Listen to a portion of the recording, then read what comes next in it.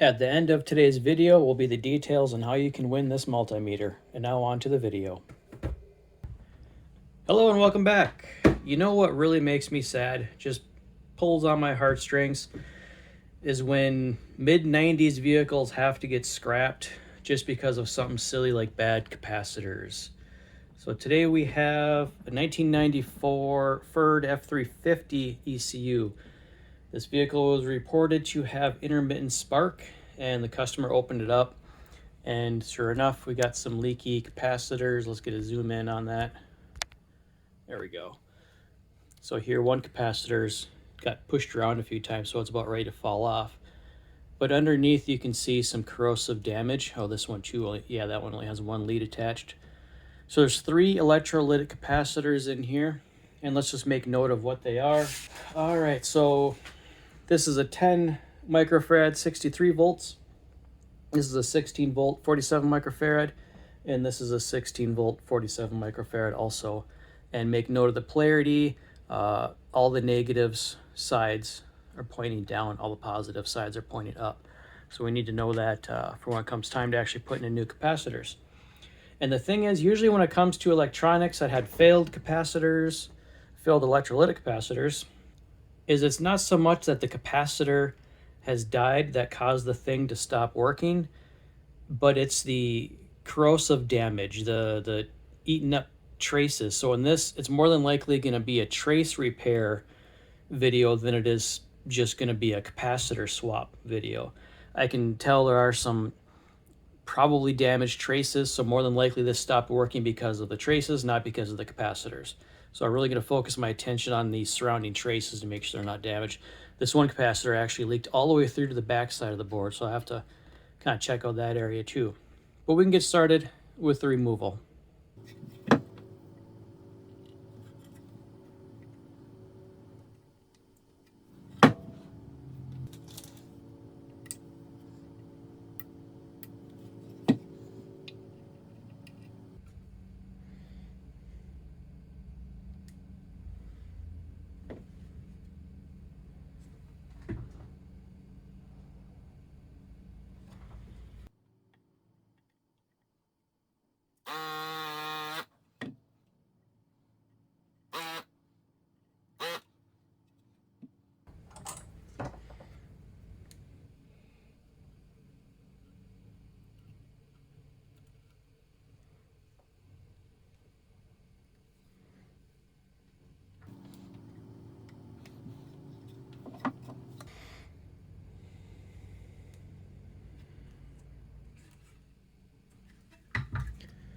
Okay, now with the 3 capacitors removed and the broken off leads, we'll put this up under the microscope and see just how much trace damage there is.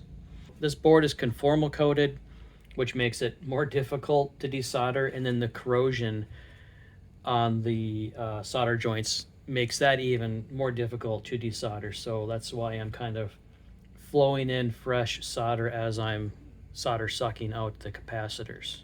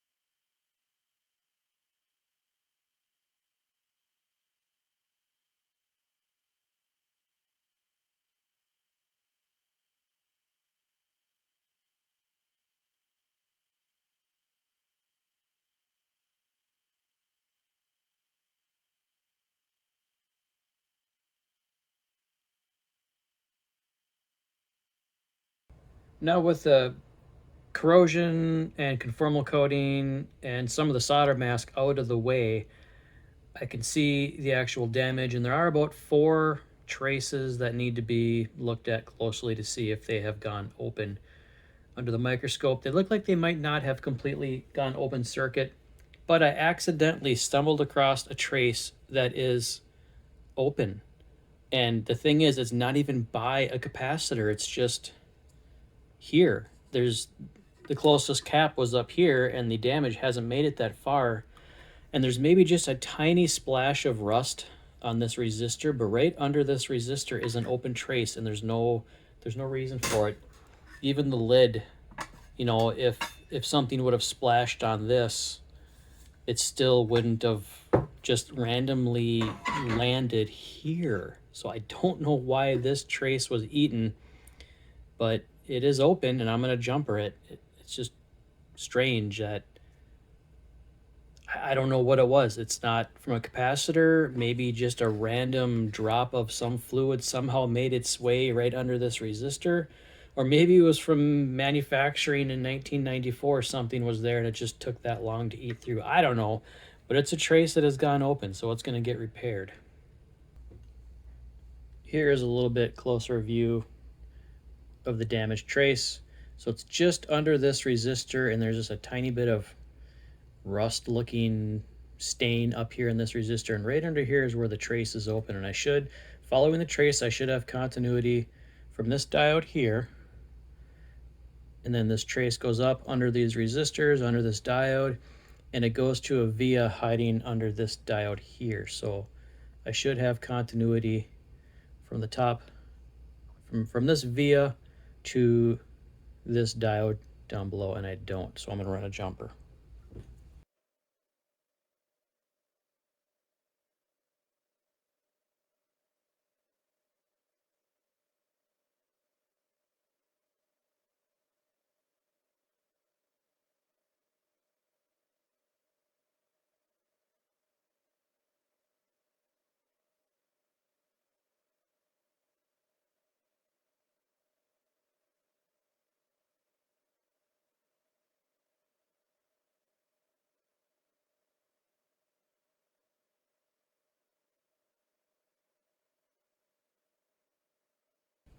I had to make this trace repair off camera. It was just too awkward having the camera in between my head and the board to get this run.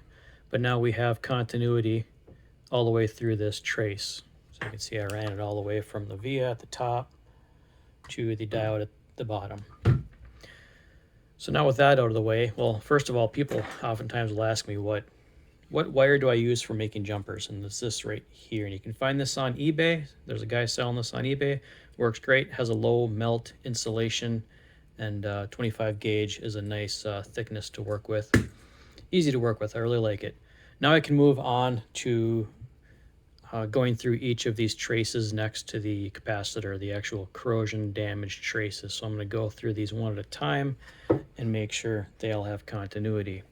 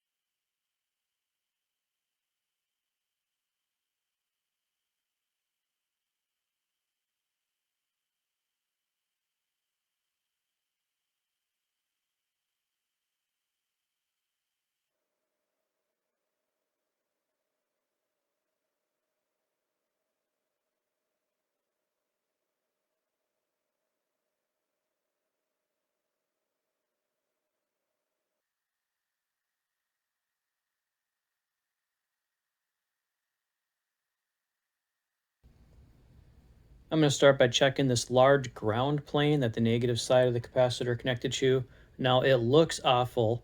The solder mask is gone and the copper is corroded, but it is still making a connection. So it just connects this large ground plane, comes up, And this is a large ground plane that comes back around and then continues on with this large ground plane. And we do have continuity on both sides and in the middle, because there's also a ground plane on the back side that comes up through here. So while it looks terrible and I can't get continuity on the actual corroded copper that's left, it is making a complete connection, you know, probably through the back side is all connected. It's just a ground plane. So it looks terrible, but I am still getting ground to the capacitor and I'm getting ground on both sides. So I really don't have to, I just have to make sure the capacitor gets a good solder joint, but we are making a connection.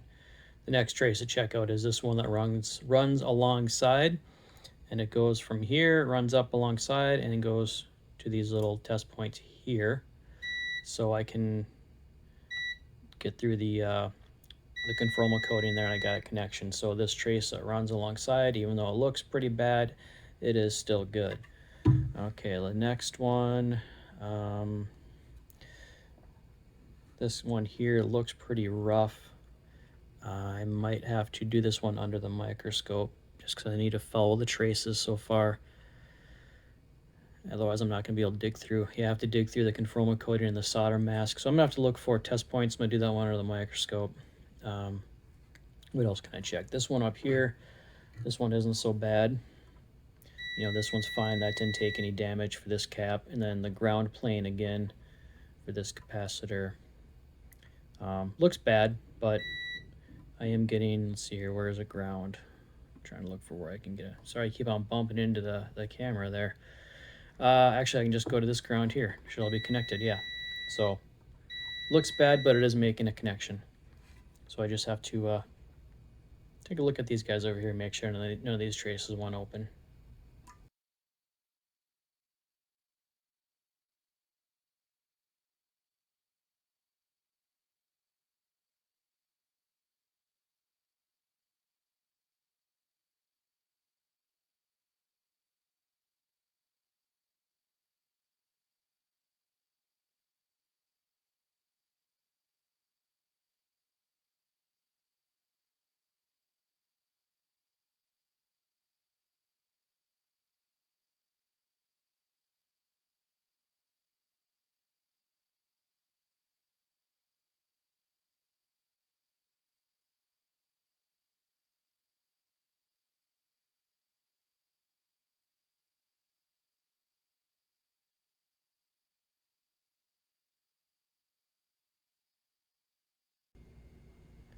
Out of this group of 3 corroded traces, only one of them was open. And now that it's jumpered over, we should be good there. The only thing left to do is install the new capacitors. And I did verify a little bit of slight damage on the back side. Let's see, where was it? Maybe, okay, over here. Try to get you in view. I think it was, this is where it leaked through. I did check these traces on the back side and they are not damaged. They're still good. And I think that was the only one I had to watch out for. Yeah, this one over here is good. No leakage to the back side. This one has no leakage to the back side. So yeah, it was just this one, and I did verify this little trace is fine. So let's get those new caps in there. And with this pad here, even though I was getting a good ground connection on both sides, from this ground plane up and around the cap to this ground plane, I did go ahead and add a little lead here to solder to. Just, you never know if the engineers really intended this to be a solid ground through, even though it's probably connected somewhere else in the circuit. It's a ground plane, so there's going to be connections everywhere. But I just went ahead and add that in. And that'll give me something for the top side of the capacitor to solder to, even though it's going to be soldered on the back side. And that's a good ground plane. We're just double ground planing, because that's, well, what the engineers intended. So that's what I'm going to do. And I'm going to purposely leave this capacitor a little high, just so I can get my soldering iron and get some flux in my soldering iron on the top side, along, of course, with the bottom side. But I just want to leave enough room to stick my soldering iron in there to get a good connection. And again, negative sides are pointing down. This is another 47. That's a 47. And this one's going to be soldered just from the back. There's no connections, no traces leading to the top side on this cap, but there is on this one. And this is the 10 microfarad here. Again, negative facing down. This is a nice solid. That one has a nice solid pad to solder to. Okay.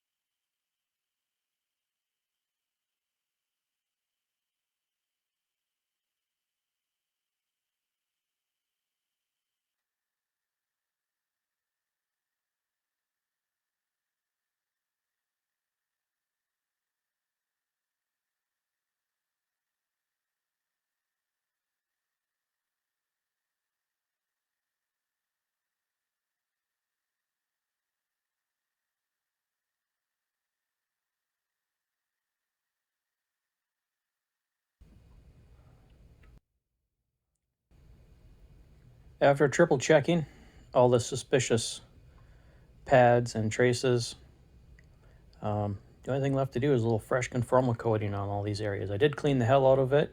I used 91% ISO, and I made sure to scrub off any leftover corrosive capacitor juices. Any of the electrolytic juices are gone. I'm gonna lock down this jumper I added to. Just get a nice little slather on there, lock it down, and now it'll be protected. Hopefully we'll get another 30 years out of this.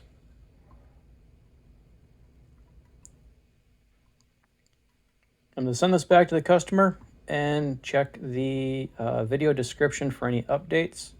Hopefully it is good news. I'm expecting this truck to run better than ever, but we will see.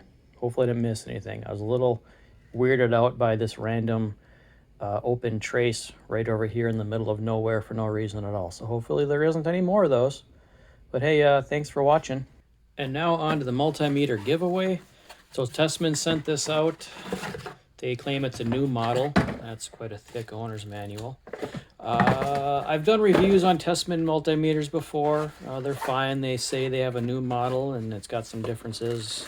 They didn't really clearly say what the differences were, but I'm gonna dig into it and just check it out.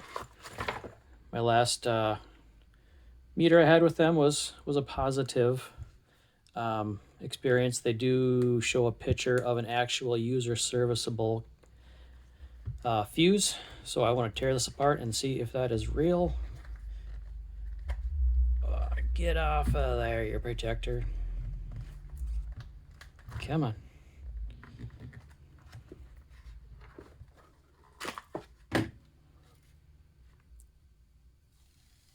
There we go. Get that out of the way. Let's just take it apart, huh? Yeah.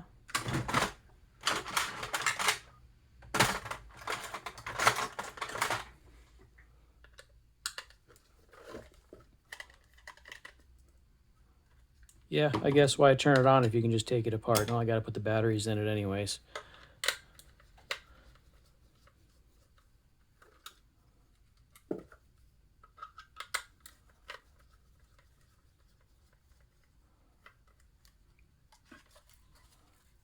Oop, thought I heard a rattle. Maybe I did that. I see the flashlight lens right there.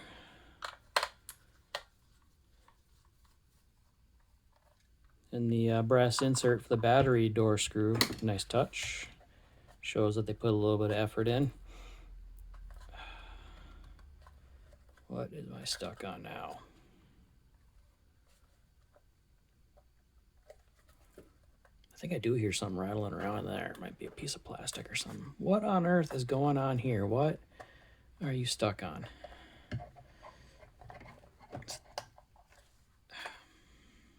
Got all the screws out. Is it the battery contacts maybe, or I'm gonna break this thing before? Man, I guess it was just that tight of a fit. Oh, wait a minute. What's going on with the fuse here? Did I See how it's sitting crooked? I don't know if I maybe bumped into it trying to get the lid off, or if it was like that from the factory, but that's not good, but we can fix that. I'm just going to straighten up. Where is my needle nose? I'm just going to straighten out these clip leads here and see if we can get a nice tight fit and get the fuse to sit in there properly so it is a nice user serviceable fuse. Thanks for that. It's you know, better than some surface mount one that's soldered in that's more difficult to replace. At least this one, the average person can just go in there and replace it. Yeah, now it's sitting in the clip properly. And I don't know if it's really worth taking thing any more apart. Probably not much to see on the other end, but an LCD display. There's a view of the guts. You got your blob chip and another chip, and it looks like a relay. There's the LED for the flashlight and the jacks. Nothing super special, but they work. Okay, well, I'm gonna put it back together and turn it on. Oh, look at that. So that's how the battery contacts work. They just have little spring-loaded contacts that push up on these pads. Kind of makes it nice and easy to service. Okay, back together.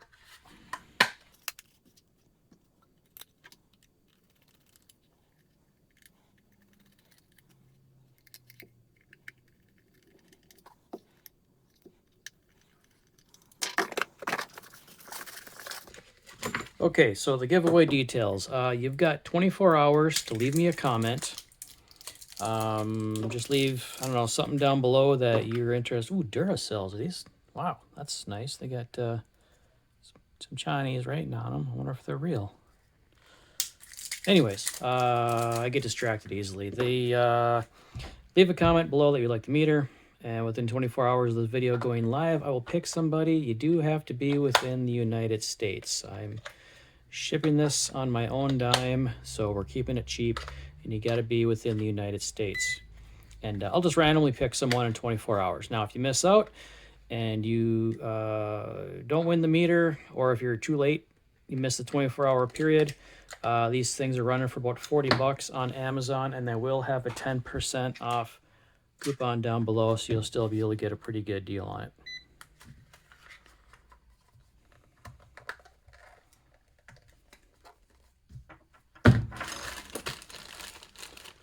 Let's take a look at these leads. These seem okay. They seem a little different. Something about them. I wonder if this is like a new mold or something, because let's see, do I got a different set of meter leads floating around here? I think these are like my other generic favorite leads. Yeah, they are slightly smaller. These are just, you know, your $4 leads you can get off of eBay or whatever, silicone wire. They're cheap. I keep them around. This feels pretty similar. It's got a nice soft wire. Get off of there. Yeah, everything looks normal there. Just the handle piece is a little bit shorter. A decent tip. It's not the super fine point, but it will get the job done. Like I've said before, these are easily replaceable, so it's not worth getting too worked up over not having your favorite leads.